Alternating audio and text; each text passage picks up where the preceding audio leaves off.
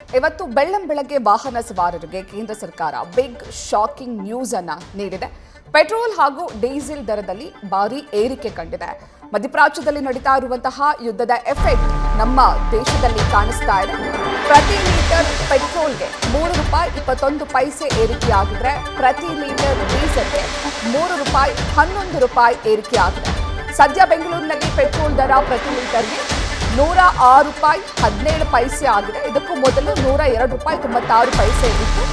₹3.21 ಇವತ್ತು ಏರಿಕೆಯಾಗಿದ್ದು ಇಂದಿನ ಬೆಲೆ ₹106.17 ಆಗಿದೆ. ಜೊತೆಗೆ ಡೀಸೆಲ್ ಮುಂಚೆ ₹90.99 ಇತ್ತು.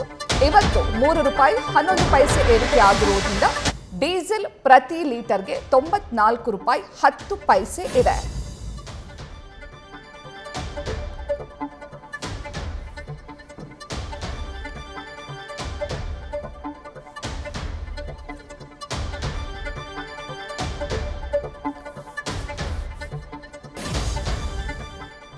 ಈ ಬಗ್ಗೆ ಹೆಚ್ಚಿನ ಮಾಹಿತಿಯನ್ನ ನೀಡ್ತಾರೆ ನಮ್ಮ ಪ್ರತಿನಿಧಿ ಸವಿತಾ. ಬೆಳ್ಳಂಬೆಳಗ್ಗೆ ವಾಹನ ಸವಾರರಿಗೆ ಕೇಂದ್ರ ಸರ್ಕಾರ ಶಾಕ್ ಕೊಟ್ಟಿದೆ. ಪೆಟ್ರೋಲ್ ಹಾಗೂ ಡೀಸೆಲ್ ಎರಡರ ದರವನ್ನ ಕೂಡ ಏರಿಕೆ ಮಾಡಲಾಗಿದೆ. ಈ ಬಗ್ಗೆ ವಾಹನ ಸವಾರರು ಹೇಳ್ತಿರೋದೇನು, ಜೊತೆಗೆ ಇದರಿಂದ ಆಟೋ ಚಾಲಕರಿಗೂ ಕೂಡ ಬಹಳ ದೊಡ್ಡ ಹೊಡೆತ ಬಿದ್ದಿದೆ. ಆಟೋ ಚಾಲಕರು ಏನು ಹೇಳ್ತಿದ್ದಾರೆ ಈ ಬಗ್ಗೆ ಸವಿತಾ? ಇಂದು ಬೆಳ್ಳಂಬೆಳಗ್ಗೆ ವಾಹನ ಸವಾರರಿಗೆ ಆಟೋ ಚಾಲಕರಿಗೆ ಶಾಕ್ ಅಂತಾನೆ ಹೇಳ್ಬೋದು. ಯಾವಾಗ ಮಧ್ಯಪ್ರಾಚ್ಯೀಯ ಯುದ್ಧ ಆರಂಭ ಆಯಿತು, ಒಂದಲ್ಲ ಒಂದು ದಿನನಿತ್ಯದ ವಸ್ತುಗಳ ಬೆಲೆ ಏರಿಕೆ ಆಗ್ತಾ ಇದೆ. ಬೆಂಗಳೂರಿನಲ್ಲಿಯೂ ಕೂಡ ಸಾಕಷ್ಟು ಬೆಲೆ ಏರಿಕೆ ಆಗಿತ್ತು. ಸದ್ಯ ನಾನು ಭಾರತೀಯ ಪೆಟ್ರೋಲಿಯಂ ಅಲ್ಲಿದ್ದೀನಿ. ಈಗ ದರ ಅಂದರೆ ಇಂದಿನಿಂದ ನೂತನವಾಗಿ ದರ ಏರಿಕೆ ಆದಂತಹ ದರದಲ್ಲಿಯೇ ಪೆಟ್ರೋಲನ್ನು ಹಾಕ್ತಾ ಇದ್ದಾರೆ. ಪ್ರಮುಖವಾಗಿ ಪೆಟ್ರೋಲಲ್ಲಿ ₹3.21 ಏರಿಕೆ ಆಗಿದೆ. ಸೊ ಈ ಹಿಂದೆ ₹102.96 ಇದ್ದಂತಹ ಪೆಟ್ರೋಲ್ ಈಗ ₹106.17 ಆಗಿದೆ. ಡೀಸೆಲ್ ದರ ₹3.11 ಅಷ್ಟು ಏರಿಕೆ ಆಗಿದೆ. ಪ್ರಮುಖವಾಗಿ ಬೆಂಗಳೂರಿನಲ್ಲಿ ಜನ ಏನು ಹೇಳೋದಂದರೆ ದುಬಾರಿ ಜೀವನ, ದುಡ್ಡಿದ್ರೆ ಮಾತ್ರ ದುನಿಯಾ ಅನ್ನೋ ಪರಿಸ್ಥಿತಿ ನಿರ್ಮಾಣ ಆಗಿದೆ. ಒಂದಲ್ಲ ಒಂದು ವಸ್ತು ದರ ಏರಿಕೆ ಆಗಿದೆ. ಸೊ ಈಗ ಪೆಟ್ರೋಲ್ ದರ ಏರಿಕೆ ಆಗಿದೆ. ಸಾರ್ವಜನಿಕರ ಒಪಿನಿಯನ್ ಏನು, ಇದನ್ನು ಎಕ್ಸೆಪ್ಟ್ ಮಾಡ್ತಾ ಇದ್ದಾರಾ, ಯಾವ ರೀತಿಯ ಈ ಒಂದು ಸಮಸ್ಯೆನ ಬಗೆಹರಿಸ್ಕೊಳ್ತಾರೆ, ಅಥವಾ ಈ ಒಂದು ಪೆಟ್ರೋಲ್ ದರ ಏರಿಕೆಯ ಸುದ್ದಿ ಯಾವ ರೀತಿಯಾಗಿ ಇವರಿಗೆ ಶಾಕಿಂಗ್ ಆಯಿತು ಅಂತ ಕೇಳ್ತೋಗೋಣ. ಸರ್, ಇವತ್ತು ಪೆಟ್ರೋಲ್ ರೇಟ್ ಹೆಂಗಿದೆ? ಜಾಸ್ತಿ ಆಗೋಗಿದೆ ಮೇಡಮ್. ನಾವು ಬಂದರೆ ತುಂಬ ಶಾಕ್ ಆಗ್ತದೆ. ಯಾಕೆ ಅಂದರೆ ಇದೆಲ್ಲ ದಿನ ಏರಿಸ್ತಲೇ ಇರ್ತಾರೆ. ಒಂದಿನ ಗ್ಯಾಸ್ ಏರಿಸ್ತಾರೆ, ಒಂದಿನ ಪೆಟ್ರೋಲ್ ಏರಿಸ್ತಾರೆ, ಒಂದಿನ ಬೇರೆ ಏನೋ ಏರಿಸ್ತಾರೆ. ಪ್ರತಿಯೊಂದು ಏರ್ಸೋದೇ ಜೀವನ ಆಗೋಗೈತೆ. ಆ ಥರ ಆಗಿ ಸುಮ್ಮನೆ ಏನು ಇದು ಮಾಡೋಕ್ಕೆ ಆಗಲ್ಲ. ನಾವು ಆ ಥರ ಆಗ್ಬಿಟ್ಟೈತೆ.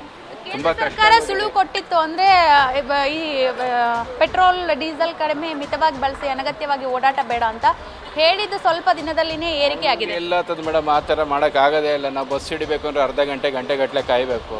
ಗಾಡಿ ಇದ್ದರೆ ಬೇಗ ಹೋಗ್ಬೋದು. ಆ ಥರ ಆಗ್ಬಿಟ್ಟು ನಾವು ಆ ಥರ ಅವ್ರು ಹೇಳ್ದಂಗೆ ಮಾಡೋಕ್ಕಾಗಲ್ಲ. ತುಂಬ ಕಷ್ಟ ಆಗ್ತದೆ. ಸರ್, ಬೆಂಗಳೂರಲ್ಲಿ ಜೀವನ ಮಾಡೋದು ಎಷ್ಟು ಕಷ್ಟ ಆಗಿದೆ? ಒಂದಲ್ಲ ಒಂದು ದರ ಏರಿಕೆ ಆಗ್ತಾನೆ ಇದೆ. ಇಂದು ಬೆಳಿಗ್ಗೆ ಪೆಟ್ರೋಲ್ ಡೀಸೆಲ್ ದರ ಏರಿಕೆ ಆಗಿದೆ. ಪೆಟ್ರೋಲ್ ಡೀಸೆಲ್ ಆಯಿತು, ಗ್ಯಾಸ್ದಾಯಿತು, ಪ್ರತಿಯೊಂದು ಜಾಸ್ತಿ ಆದರೆ ಊಟ ಮಾಡೋದು ತುಂಬ ಕಷ್ಟ ಆಗೋಗಿದೆ. ಯಾಕೆಂದರೆ ಊಟ ₹30-40 ಸಿಗ್ತಿದೆ, ಈಗೆಲ್ಲ ₹70-80 ಸಿಗ್ತದೆ. ಹೋಟ್ಲುಗಳವರು ಮಾಡೋಕ್ಕಾಗಲ್ಲ. ಆ ಥರ ಆಗ್ಬಿಟ್ಟೈತೆ. ತುಂಬ ಕಷ್ಟ ಆಗೋಗಿದೆ ಬೆಂಗಳೂರು ಜೀವನ. ಸರ್, ಎಷ್ಟು ಪೆಟ್ರೋಲ್ ಹಾಕ್ಸಿದ್ರಿ ಈಗ? ಮೇಡಮ್, ಮೊದಲು ₹206 ಹಾಕ್ಸ್ಬೇಕಾಯ್ತು, ಈಗ ₹216 ಆಯಿತು 2 ಲೀಟ್ರಿಗೆ. ನಿರೀಕ್ಷೆ ಮಾಡಿದ್ರ ಇವತ್ತು ರೇಟ್ ಹೆಚ್ಚಾಗುತ್ತೆ ಅಂತ? ಮೇಡಮ್, ತಕ್ಷಣಕ್ಕೆ ಅವ್ರು ಇದು ಮಾಡಿಬಿಟ್ರೆ ಈಗಲೇ ಶಾಕ್ ಆಗ್ತಾ ಇರೋದು ನಮಗೆ. ₹102 ಇತ್ತು, ₹4 ಜಾಸ್ತಿ ಆಗೋಗೈತೆ. ಹಂಗಾಗಿ ಶಾಕ್ ಆಗಿದೆ ಜನಗಳಿಗೆಲ್ಲ. ಆಟೋ ಚಾಲಕರು ಇದ್ದಾರೆ. ಸರ್, ಈಗ ಯಾವ ರೀತಿ ಸಮಸ್ಯೆ ಆಗ್ತಿದೆ? ಕೆಳಗಡೆ ಬಂದು ಮಾತಾಡಿ, ನಿಮ್ಮ ಸಮಸ್ಯೆ ಹೇಳಿ. ಸಮಸ್ಯೆ ಏನಿಲ್ಲ, ನಮ್ಮದು ದಿನಕ್ಕೂ ರೈಟ್ ಮಾಡಿಟ್ಟೇನೆ ಈ ಸರ್ಕಾರ ಬಂದಮೇಲೆ. ಮುಂಚೆನೂ ಏನೂ ಇದ್ದಿಲ್ಲ ರೈಟು, ಮುಂಚೆನೇ ಇದ್ದಿಲ್ಲ. ಈ ಸರ್ಕಾರ ಬಂದಮೇಲೆ ತಿನ್ನೋದಕ್ಕೂ ರೈಟು, ಎಲ್ಲದೂ ಪ್ರತಿಯೊಂದು ರೈಟ್ ಮಾಡಿಟ್ಟೇನೆ. ಹೆಂಗೆ ಕೆಲಸ ಮಾಡ್ಕೊಂಡಿರೋದು? Driver, lorry driver. Diesel rate ಹೆಚ್ಚಾಗಿದೆ. ಏನಕ್ಕಂತ ಗೊತ್ತಾಗ್ತಿಲ್ಲಲ್ಲ. ಎಲ್ಲ ಹೆಂಗಸರುಗಳ ಫ್ರೀ ಬಿಟ್ಬಿಟ್ಟು ನಮಗೆ ನಮ್ಮ ಹತ್ರ ದುಡ್ಡು ಕಿತ್ಕೊಳ್ಬೇಕಾ? ಈ ಕಿತ್ತೋ ಸರ್ಕಾರ ಇದು. ಆ ಕಿತ್ತೋ ಸರ್ಕಾರನ ಬಿಸಾಡಲ್ಲ. ಅವ್ನು ಫಸ್ಟ್ ಸತ್ತೋದ್ರೆ ಸಾಕಾಯ್ತು. ಅವನು ಕಚಡ ಮಾತ್ರ. ಇವಾಗ ಡೀಸೆಲ್ ಪೆಟ್ರೋಲ್ ರೇಟ್ ಹೆಚ್ಚಾಯ್ತು. ಯುದ್ಧದಿಂದ LPG ಗ್ಯಾಸ್ ರೇಟ್ ಹೆಚ್ಚಾಯ್ತು. ಅಕ್ಕಿಗೂ ರೇಟು, ಉಪ್ಪಿಗೂ ರೇಟು, ಎಲ್ಲದಕ್ಕೂ, ಒಂದು ಎಣ್ಣೆಗೂ ರೇಟು, ಎಲ್ಲದಕ್ಕೂ ರೇಟ್ ಮಾಡಿಟ್ಟೇನೆ. ಹೆಂಗಸರು ಫ್ರೀ ಹಾಕ್ಬಿಟ್ಟ. ಅದು ಬಂದ್ ಮಾಡೋಕೆ ಕೇಳಿ ಫಸ್ಟ್. ಅದು ಜೀವನ ನಡೆಸೋದು ಎಷ್ಟು ಕಷ್ಟ ಅನಿಸ್ತಿದೆ? ಕಷ್ಟ ನಡೀತಿದೆ, ಅದಕ್ಕೆ ಹೇಳ್ತಿರೋದು. ಕಷ್ಟ ನಡೀತಾ ಇದೆ, ಫುಲ್ಲು ಕಷ್ಟ ನಡೀತಾ ಇದೆ ನಮಗೆ. ದುಡ್ಡಿದ್ರೆ ದುನಿಯಾ ಅಂತೀರಾ? ಹಾಂ, ಈ ಫಸ್ಟ್ ಸರ್ಕಾರ ಬಿದ್ದೋಗ್ಬೇಕು ನಮಗೆ. ಈ ಸರ್ಕಾರದಿಂದ ಹಾಳಾಗ್ತಿರೋದು ನಾವು. ನಾನು ಹೇಳ್ತಾರೆ ಇಷ್ಟೇ, ಈ ಸರ್ಕಾರದಿಂದ ಹಾಳಾಗ್ತಿರೋದು. ಸೊ ಪೆಟ್ರೋಲ್ ಬಂಕ್ ಮಾಲೀಕರಾದಂತಹ ನವೀನ್ ರೆಡ್ಡಿ ಅವರಿದ್ದಾರೆ, ಅವರನ್ನೇ ಮಾತಾಡ್ಸ್ತಾ ಹೋಗೋಣ. ಸರ್, ಇವತ್ತು ರೇಟ್ ಹೆಚ್ಚಾಗುವಂತಹ ನಿರೀಕ್ಷೆ ಏನಾದರೂ ಇತ್ತಾ?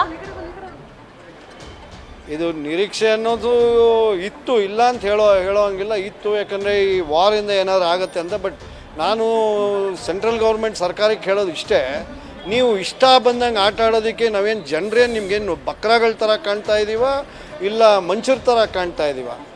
ಮುಂಚೆ 10 ಪೈಸಾ 15 ಪೈಸಾ ಅಂತ ಏರಿಸ್ಕೊಂಡು ಹೋಗ್ತಾ ಇದ್ರಿ, ಅದೊಂಥರ. ಇವತ್ತು ಏಕ್ದಮ್ ಒಂದೇ ಸಲ 3 ರೂಪಾಯಿ 11 ಪೈಸಾ, 3 ರೂಪಾಯಿ 56 ಪೈಸಾ ಅಂತ ಏರಿಸ್ತಿರಲ್ಲ, ಆ ಥರದಲ್ಲಿ ಹಂಗಾರೆ ನಮ್ಮ ಲಾರಿ ಮಾಲೀಕರಿಗೆ ಇಲ್ಲ ಲಾರಿ ಚಾಲಕರಿಗೆ ಅದೇ ಥರ ರೇಟ್ಗಳು ಸಿಗ್ತಾ ಇದೆ.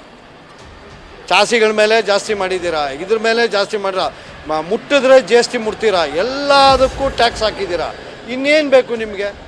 ಈ ಥರ ಇದು ಏರಿಕೆಗೆ ಯುದ್ಧ ಒಂದು ನೆಪ ಆಯ್ತಾ ಅಥವಾ ರಿಯಾಲಿಟಿನೇ ಹಂಗಿದೆನಾ? ಯುದ್ಧನೇ ನೆಪ, ನಮ್ಮ ಯುದ್ಧನೇ ನೆಪ ಆಯಿತು. ಇವ್ರು ಹೇಳ್ತಾರೆ ಯುದ್ಧಕ್ಕೆ ಡೀಸೆಲ್ ಇಲ್ಲ, ಸರ್ಕಾರ ಅದಕ್ಕೆ ಜಾಸ್ತಿ ಹಾಕ್ಬಿಡ, ಜಿ ಎಸ್ ಟಿ ಕಮ್ಮಿ ಮಾಡ್ಬೋದಿತ್ತು.